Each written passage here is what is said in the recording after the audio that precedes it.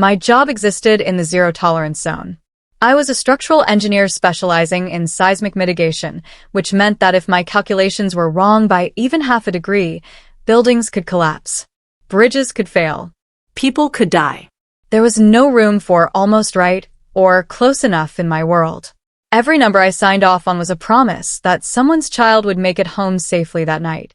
I'd spent 12 years building my reputation, earning my credentials, and making sure that promise was never broken. My name was Colleen, and I worked for Beaumont Engineering, one of the largest infrastructure firms in the country. Our projects were massive: highways, bridges, government buildings. My office was on the 7th floor, surrounded by blueprints and seismic reports that most people couldn't read. But I could read them in my sleep. Every stress point, every load calculation, every foundation spec. This wasn't just my job. It was my calling. Vaughn Pierce was the VP of Operations, and he was everything I tried to avoid in this industry. He joined the firm 2 years ago with an MBA and connections to half the city's developers. He talked about projects like they were stock portfolios, always looking for ways to cut costs and boost margins. He wanted the aesthetic of success, without the burden of safety. His favorite phrase was "good enough for government work," which made my skin crawl every time I heard it. Vaughn wore designer suits and drove a car that cost more than most people's houses. He never actually built anything in his life, but he loved taking credit for projects that real engineers designed. He treated safety protocols like optional suggestions, and he treated people like me, people who actually understood the science, like we were obstacles to his quarterly bonuses. We clashed before, but it had always stayed professional. Until it didn't.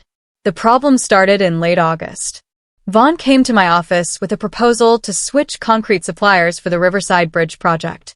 The new supplier was 40% cheaper, which meant massive savings for the company.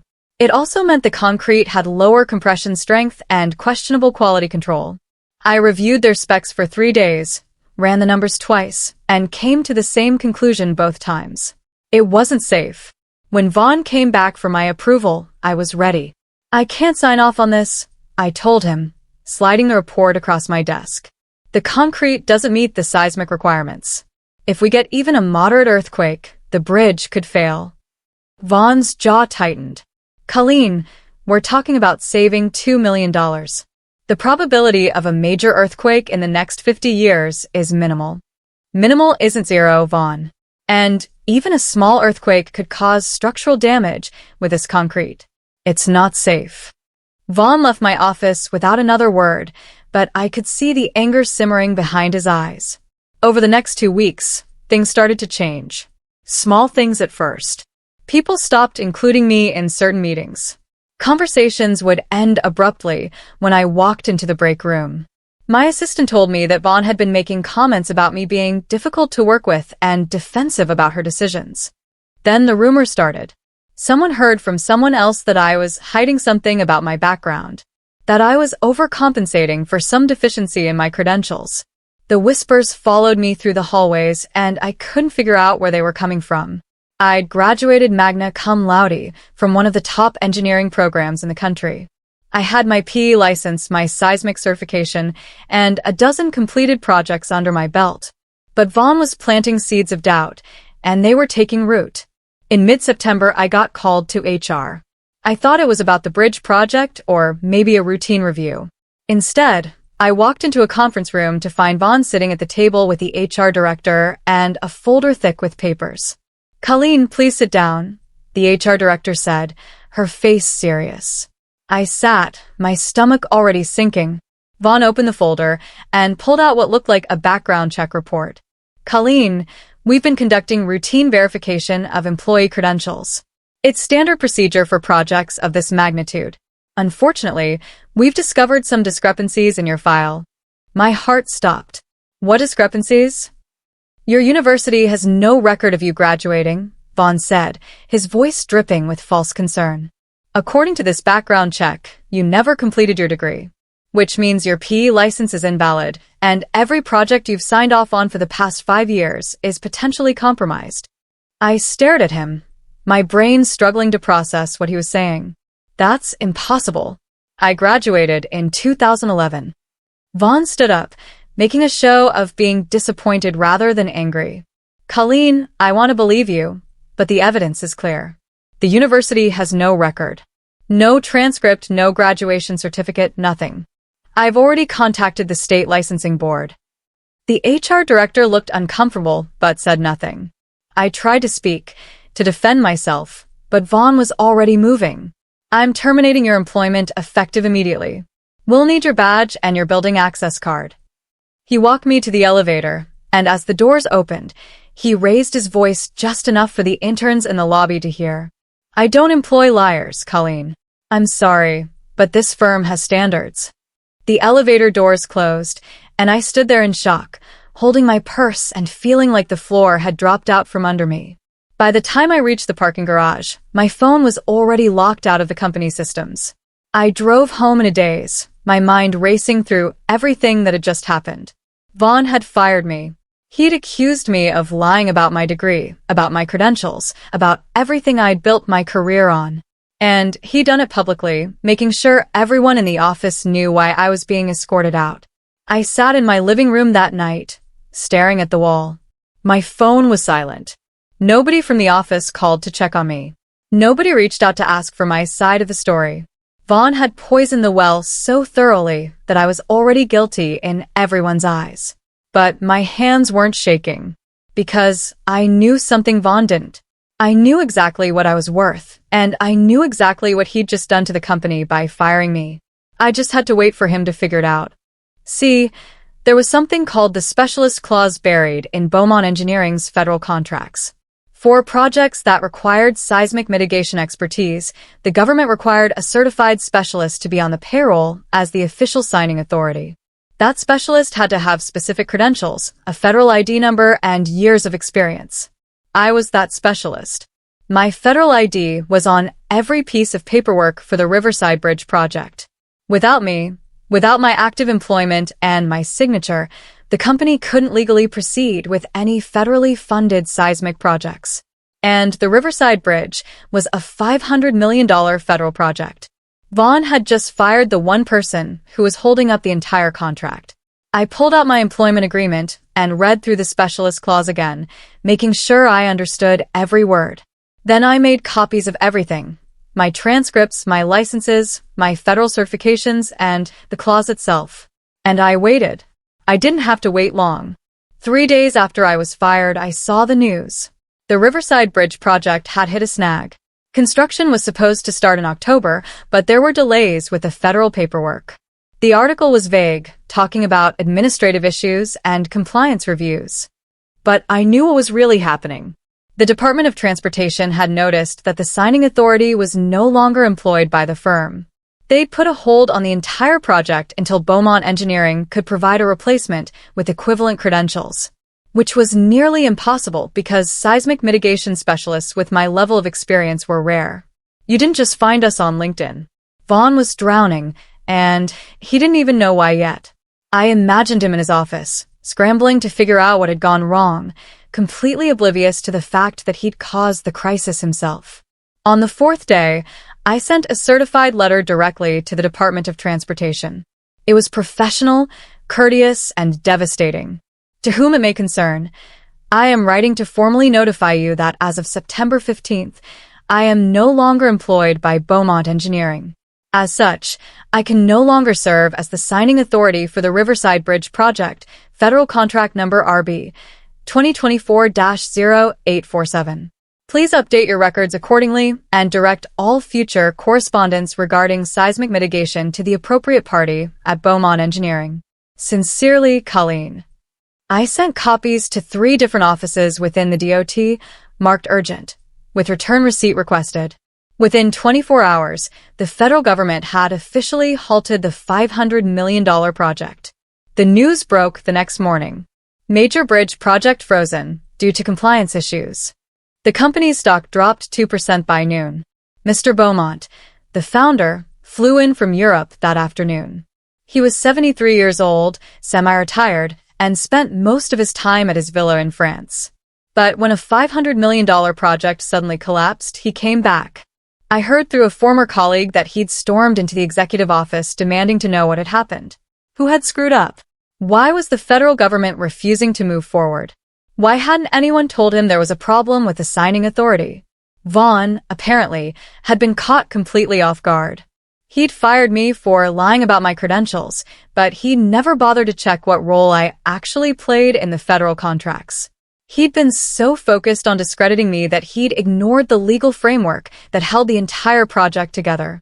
Now Mr. Beaumont wanted answers, and Vaughn didn't have any good ones. I wasn't in the room, but I heard the story from someone who was. Vaughn tried to spin it. He told Mr. Beaumont that I had been a fraud, that my credentials were fake, that he'd done the right thing by firing me before I could do more damage. Colleen was lying about her qualifications, Vaughn said. I had to protect the firm. I'm already searching for a replacement specialist. We'll have someone in place within a week. Mr. Beaumont, who'd built his career as a real engineer before becoming a businessman, just stared at him. You fired our signing authority, he said slowly, without verifying whether we could replace her? She was a fraud, Vaughn repeated. I had documentation. And where did you get this documentation? Vaughn hesitated. I commissioned a background check through a private firm. Mr. Beaumont's expression didn't change, but everyone in the room could feel the temperature drop. Show me the background check. Mr. Beaumont spent the next 6 hours going through everything. The background check Vaughn had used. The federal contracts. The specialist clause. The requirements for seismic mitigation experts. And the more he learned, the worse it got. Seismic mitigation wasn't something you could just hire someone to do. It required years of specialized education, field experience, and federal certification. There were maybe 200 people in the entire country with my level of qualification, and none of them were available on short notice for a $500 million project. Mr. Beaumont was a real engineer. He understood the science, the regulations, the stakes. He knew that Vaughn had made a catastrophic mistake, but he couldn't figure out why. Why would Vaughn fire someone so critical to the company's biggest project? What had I done to deserve this? The answer, of course, was that I'd told him no. I'd refused to compromise on safety, and he'd decided to destroy me for it. That evening, my phone rang. Unknown number. I almost didn't answer. Colleen? This is Mr. Beaumont. I sat up straight, my heart pounding. Mr. Beaumont. Hello. I need to talk to you, he said, and his voice sounded tired. About what happened. About Vaughn. About the bridge project. I could have said no. I could have told him to talk to my lawyer. But something in his tone made me pause. He wasn't calling as a CEO protecting his company. He was calling as an engineer trying to understand what had gone wrong. What do you want to know? I asked. The truth, he said simply. Vaughn showed me a background check that says you never graduated. But the federal government has had you on file as our signing authority for 3 years. Someone is lying, and I need to know who. I took a deep breath. I can show you my transcripts. My original diploma. My federal ID. Everything. When do you want to meet? We met the next morning at a small park near the river, away from the office and away from anyone who might recognize us. Mr. Beaumont arrived in a simple car, no driver, no entourage. He looked older than I remembered, but his eyes were sharp. I brought a folder with everything, my transcripts from the university, showing my degree in structural engineering with honors. My PE license, issued by the state board after I passed the exam on my first try. My federal seismic mitigation certification, complete with my ID number and the seal of the Department of Transportation. My diploma, the original one, still in its frame.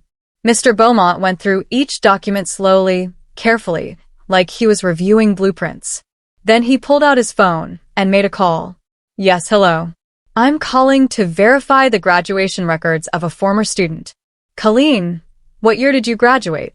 2011. He repeated the information into the phone, waited, then listened. His face went very still. Mr. Beaumont hung up and looked at me. The university has you in their system. You graduated with honors. You were even their alumni of the year in 2019. I nodded. I'd known that, of course, but hearing him say it out loud made something loosen in my chest. Vaughn's background check was fake, Mr. Beaumont said quietly. He falsified it to justify firing you. He wanted to use the cheaper concrete supplier, I said. I told him it wasn't safe. He needed me gone so he could push it through. Mr. Beaumont was quiet for a long time, staring at the river. I built this company on the principle that we never compromise on safety. Never. That's why we've never had a structural failure in 40 years. He turned to look at me. I need you to stay quiet for 24 more hours. I have a plan, but I need to set it up carefully. Can you do that? What kind of plan? The kind that makes sure this never happens to anyone else, he said. I agreed. The next day, Mr. Beaumont called an emergency board meeting. All 12 board members flew in, some from across the country. The firm was facing a $500 million loss, federal sanctions, and potential lawsuits from the state. They needed answers and they needed solutions. Vaughn walked into the boardroom wearing a $2,000 suit, looking confident despite the chaos. He'd prepared a presentation, complete with slides and charts, explaining how he was handling the crisis. He had plans for finding a replacement specialist, timelines for getting back on track, strategies for managing the federal government. The board members listened, taking notes, asking questions. Vaughn had always been good at presentations, at making disasters sound like opportunities. But Mr. Beaumont sat at the head of the table, saying nothing, just watching. And when Vaughn finished, Mr. Beaumont stood up. Thank you for that presentation, Vaughn. Now, I'd like to discuss something else. He pressed a button on the conference phone. My voice came through the speaker, clear and professional. Hello, board members. This is Colleen. I understand Vaughn has been searching for a replacement seismic specialist for the Riverside Bridge project. I was calling for my new office, the one I'd set up in the past week. Mr. Beaumont and I had planned this carefully. I wanted to inform you that I've recently been in contact with the 3 most qualified seismic specialists in the region. I've offered them contracts to work with my new consulting firm, which I established 4 days ago. All 3 have accepted. I paused, letting that sink in. Vaughn, I believe one of them is the specialist you were planning to hire. I'm sorry, but he's no longer available. He's now under exclusive contract with my firm. The room went silent. Vaughn's face went bright red. You can't do that. I just did. I replied calmly. Thank you for your time, board members. Mr. Beaumont has my contact information if you need anything further.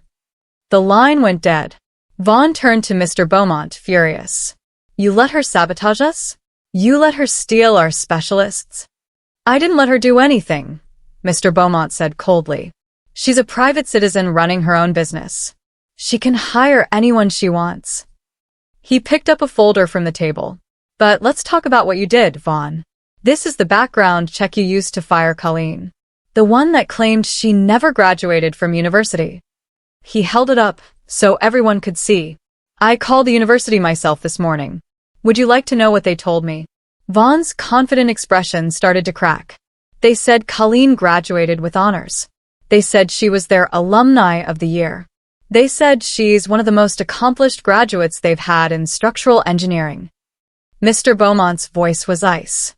So, why does your background check say she never attended? Vaughn opened his mouth, but no sound came out.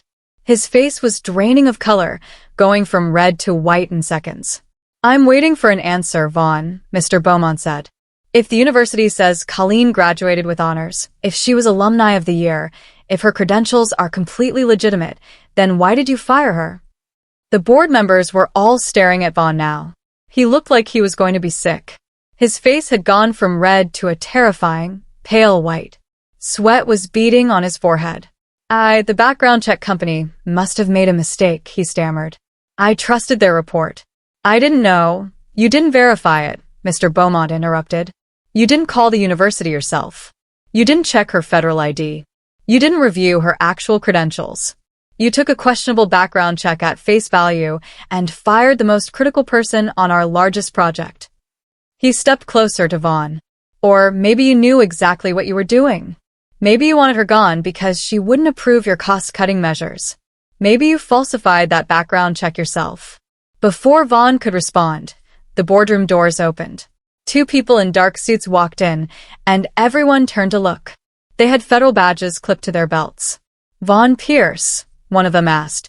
Vaughn stood up, his legs shaking. Yes.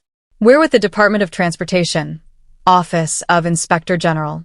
We need to ask you some questions about falsified safety records and fraud related to the Riverside Bridge project. The room exploded into shocked murmurs. Vaughn looked around wildly, his eyes landing on Mr. Beaumont. You called the feds on me? I didn't have to, Mr. Beaumont said calmly. When Colleen notified the DOT that she was no longer our signing authority, they started investigating why. They found some interesting discrepancies in the recent safety reports that you filed, using Colleen's credentials after you'd already fired her. One of the agents stepped forward. Mr. Pierce, you have the right to remain silent. As the agents read Vaughn his rights, another person entered the room. She was from the Department of Transportation's contracting office. Mr. Beaumont, I need to inform you that due to the ongoing investigation and the compliance violations we've uncovered, the federal government is suspending Beaumont Engineering's contract for the Riverside Bridge project. Mr. Beaumont nodded, like he'd been expecting this. We understand. However, the woman continued, we've been in contact with a newly formed consulting firm that specializes in seismic mitigation. They've offered to take over the oversight contract, and their credentials are impeccable. We've approved the transfer. She smiled slightly. The firm is called Colleen Engineering Solutions. Several board members gasped. One of them spoke up. Wait, Colleen has the government contract now. That's correct, the DOT representative said. If Beaumont Engineering wants to continue as the primary contractor, you'll need to subcontract the seismic work through her firm. Otherwise, we'll have to find a different company entirely. After the federal agents left with Vaughn, and after the DOT representative had departed, the board sat in stunned silence. Finally, one of the senior members spoke. Let me make sure I understand this correctly.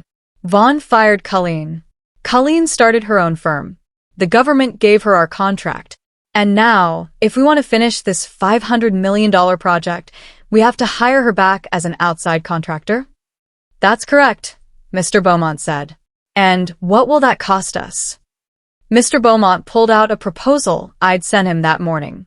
Her firm charges $15,000 per day for seismic oversight, plus expenses.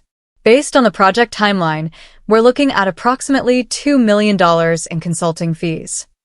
Someone did the math. That's 5 times what we were paying her as an employee. Yes, Mr. Beaumont agreed. But without her, we don't have a project at all. The government made that very clear. The board voted. It was unanimous. They would hire Colleen Engineering Solutions and pay whatever it took to complete the bridge. 2 federal agents escorted Vaughn out through the lobby that afternoon. He was in handcuffs, his expensive suit rumpled, his face a mask of disbelief. I was there, picking up some documentation I needed from Mr. Beaumont. Vaughn saw me and stopped walking. Colleen, he said, his voice desperate. Colleen, please. Tell them this was a mistake. Tell them I didn't mean to falsify those records. It was just a miscommunication. Please. I looked at him for a long moment, remembering how he'd fired me in that same lobby, making sure the interns could hear, making sure everyone knew I was a liar. I don't lie, Vaughn, I said quietly. Remember? The agents led him away. I watched him go, feeling nothing but relief. He tried to destroy my career, my reputation, everything I'd built. But the truth was stronger than his lies. And now he was the one facing the consequences. 6 months later, the Riverside Bridge was ahead of schedule and under budget. My firm had not only handled the seismic mitigation, but had also identified 12 other safety issues that Vaughn's cost-cutting had created. We'd fixed them all. Mr. Beaumont retired officially in December. At his farewell party, he pulled me aside. I'm recommending to the board that they offer you a permanent seat. Not as an employee, but as a board member.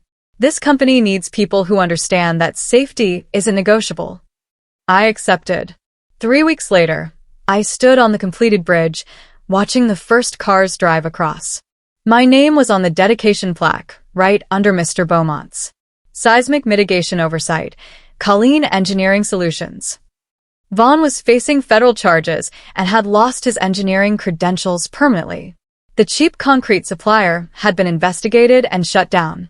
And I had built something that would outlast all of us, a bridge that would keep people safe for the next 100 years. My reputation wasn't written in sand anymore. It was written in steel and stone.